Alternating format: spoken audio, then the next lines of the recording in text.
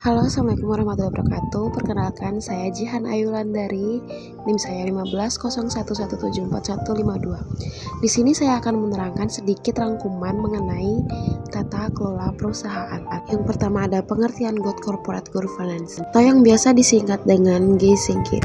Definisikan sebagai suatu sistem pengendalian internal perusahaan yang memiliki tujuan utama untuk mengelola resiko yang bersignifikan guna memenuhi tujuan bisnisnya.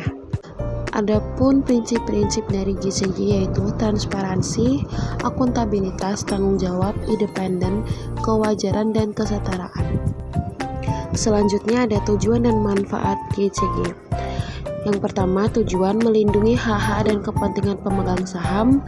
Yang kedua, melindungi hak-hak dan kepentingan stakeholder non-pemegang saham, meningkatkan nilai perusahaan dan para pemegang saham, meningkatkan efisien dan efisiensitas kerja dewan pengawas, meningkatkan mutu anggota direksi.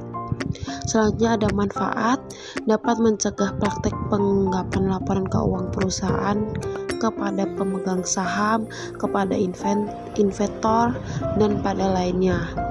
Dapat memberikan bimbingan kepada manajemen perusahaan agar lebih efektif. Dapat mengarahkan kegiatan bisnis perusahaan sesuai dengan tujuan yang diinginkan pemiliknya. Bagi perusahaan yang sudah go publik, dapat meningkatkan minat beli investor untuk membeli saham perusahaan tersebut. Selanjutnya dapat mempermudah mendapatkan dana pinjaman karena kepercayaan pemilik modal kepada perusahaan yang pada akhirnya akan meningkatkan nilai perusahaan.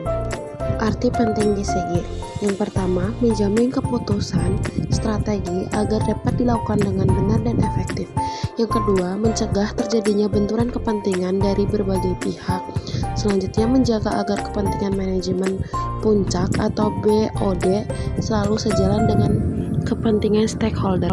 Pengertian GCG menurut para ahli. Yang pertama, menurut Sutedi. Yang kedua, menurut Yatmo dalam majalah Manajemen Hawa 2000 P69. Governance bekerja dengan 5 jalinan teori. Yang pertama, teori manajemen jaringan, teori delegasi, teori interpretasi sosial, sekolah rasionalitas terbatas, teori kelembangan budaya. Memahami peran dan tanggung organ perusahaan RUPS, Dewan Komisaris, dan Dewan Direksi. Tugas komisaris membuat risalah rapat Dewan Komisaris dan menyimpan salinannya. Yang kedua, melaporkan kepada perseroan mengenai kepemilikan saham dan atau keluarganya pada perseroan dan perseroan lain. Memberikan laporan tentang tugas pengawasan yang telah dilakukan selama tahun buku yang baru lampau kepada RUPS. Standar kerja perusahaan yang sesuai dengan GCG minimal memenuhi standar 5 prinsip GCG, yaitu yang pertama prinsip transparansi, prinsip akuntabilitas, prinsip responsibilitas, prinsip independensi, dan kesetaraan. Penyebab kegagalan penerapan GCG di Indonesia. Yang pertama, praktek-praktek perusahaan yang dibiayai oleh perbankan memiliki kelompok usaha sendiri, serta adanya pinjaman jangka pendek dari luar negeri, dominasi pemegang saham, tidak efektifnya kinerja regulator dan lembaga-lembaga keuangan, lemahnya perlindungan terhadap kreditor dan inventor. 3 pilar yang mendukung penerapan GCG yaitu negara, dunia usaha, masyarakat. Tata kelola lingkungan hidup. Pengelolaan lingkungan hidup adalah upaya terpadu dalam pemanfaatan, penataan, pemeliharaan, pengawasan, pengendalian, pemulihan, dan pengembangan lingkungan hidup. Pengelolaan hidup mempunyai tujuan yaitu mencapai kelestarian hubungan manusia dengan lingkungan hidup. Sebagai tujuan membangun manusia seutuhnya, mengendalikan pemanfaatan sumber daya secara bijaksana, mewujudkan manusia sebagai pembina lingkungan hidup, melaksanakan pembangunan berwawasan lingkungan untuk kepentingan generasi sekarang dan mendatang. Sasaran pengelolaan lingkungan hidup adalah tercapainya keselarasan, keserasian, dan keseimbangan antara manusia dan lingkungan hidup. Terwujudnya manusia Indonesia sebagai insan lingkungan hidup yang memiliki sikap dan tidak melindungi dan membina lingkungan hidup.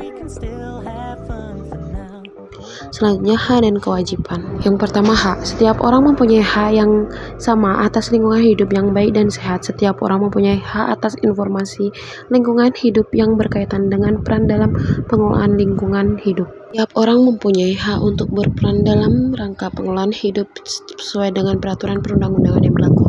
Selanjutnya ada kewajiban. Setiap orang berkewajiban memelihara kelestarian fungsi lingkungan hidup serta mencegah dan menanggulangi pencemaran dan perusahaan lingkungan hidup.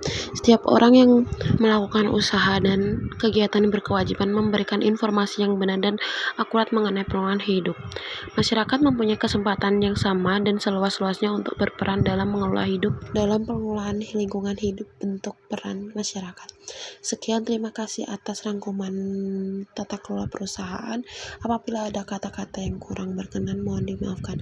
Wassalamualaikum warahmatullahi wabarakatuh.